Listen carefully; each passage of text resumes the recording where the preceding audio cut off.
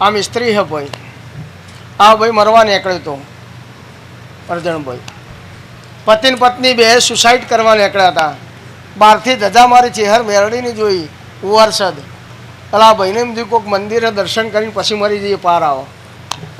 એ દાડ હું માતા ઓળખતી નથી ને એમ બોલી હતી કે મરવા નીકળ્યા હોય ચમ આવ્યા હો, પણ મારા ચહેરના દરવાજામાં પગ મેલ્યો હોય ને મરવા દઉં તો મારું નામ માતા નહીં.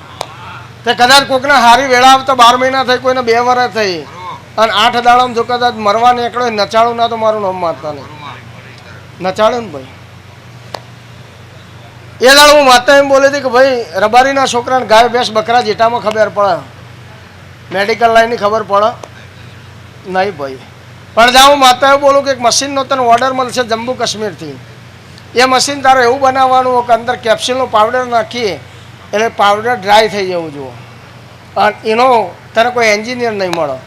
એ દાડ હું ચહેરી એમ બોલી હતી કે કદાચ ભીખા ભુવાની માતા ઓલ ગેમ પ્લેયર માસ્ટર, જેને ઓલરાઉન્ડર કહેવાય, બધી ગેમો જેને આવડતી હોય ઓલરાઉન્ડર કહેવાય. અને હું ઓલરાઉન્ડર માતા હું. ભીખા ભુવાન જેટલી ઘંટીઓના આટામી ખવડાય તો ભીખો ભુવો જોડો હું ચહેર મેરડી જોઉં. હા, બજારના બધા બિઝનેસ પહેલાં કરાયા, ચોય ના ચાલ્યું. જ્યાં ઘેર આવતા નાની મેહોર ધોકો જ લી, નુકસાન સિવાય બીજી વાત ના હોય. પણ એ બધું નિહાળ ભણાવીને મારે તૈયાર કરવાનો હતો કે બજારમાં મારે પછી લાવવાનું હતું. અને આજના ભીખા ભુવાના બિઝનેસમાં કોઈની તાકાત નહીં કે પગ ગાલી જાય, કારણ કે મેં નિહાળો બહુ ભણાવી દીધી. એટલે મારા રચાવાનું હતું એટલે મેં ખેલ કરેલા. એ દાડા ભાઈ એવું બોલ્યો કે માતાજી મશીનનો ઓર્ડર આવો પણ શું કરું? તો કીધું મશીન હું બનાવું એવું લખી દે. એટલે તમામ વસ્તુ મેં લખાવી હતી.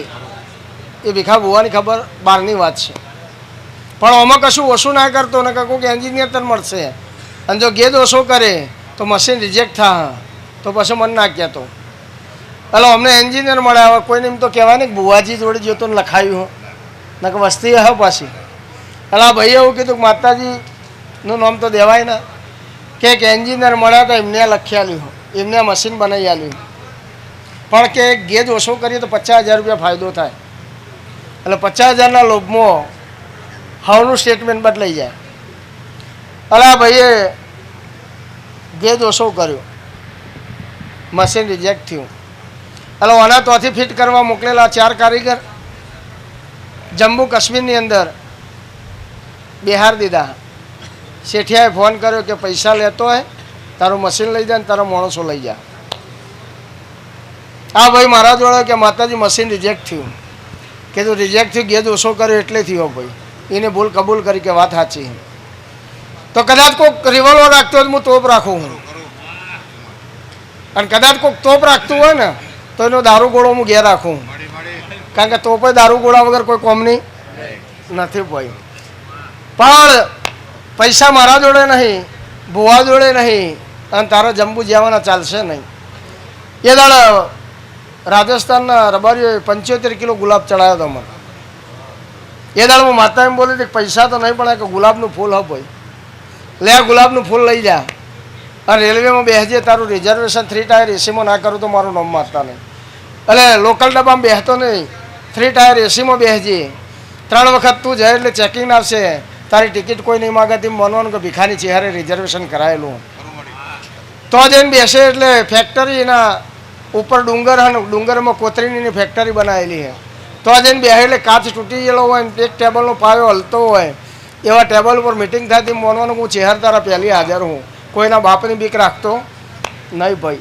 અને વળતા 4 જણા તમે અને 5મો તું, વળતા પાછું 2 ટાયર એસીમાં આવવાનું, અને એમાં રિઝર્વેશન 5નું ના કરાવું તો મારું નામ મારતા નહીં. જો તકલીફ પડે ગુલાબનું ફૂલ હાથમાં પકડીને એમ કહેજે કે ભીખાની ચહેર ચોય હોય તો આવજે. કોઈ ચેકિંગ વાળાએ ટિકિટ માગી પેલો તો જાય એટલે એમ કહી દે કે મશીન પછી લઈ જજે, માણસો લઈ જા, પૈસા ના હોય તો વાંધો નહીં. હા, એ હું ચહેર હોઉં ભાઈ. એટલે સાધુ સંતો ચમત્કાર કરતા હતા, એમને તો તંત્ર મંત્ર આવડતું હતું, તો કોઈ આવડતું નહીં. હા, કાળું તો કે બાવળિયાને થળિયું, લાકડાની ખબર નહીં તો મંત્રની ચોય ખબર હશે. પણ જેનું મન મારામાં ચોંટી ગયું હોય માગે નાલું તો મારું નામ મારતા નહીં ભાઈ.